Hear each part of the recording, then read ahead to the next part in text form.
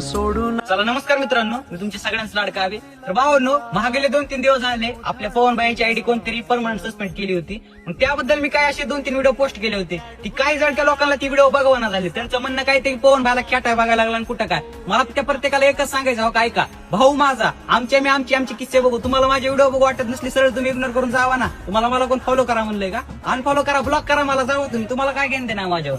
माझी जिंदगी माझी मी बघायला लागलोय. आमचे रिलेटिव्ह आमचे संबंध चांगले आहेत. आम्ही घेऊ ना बघून. तुम्हाला बघू वाटत नसलं बघू नका, बघू वाटत असलं बघा. काय हरकत आहे? नाव ठेवण्याला काय अर्थ आहे? काय आता मी त्याच्या बाबतीत बोललो का, तर त्या पोराचं कष्ट पहिल्यापासून लय प्रामाणिक आहे. 5 वर्ष कष्ट केले तेव्हा कुठं 2.5 मिलियनचा परिवार त्याचा तयार झाला, म्हणजे 25 लाखाचा. तुम्ही करून दाखवा बरं, होते का?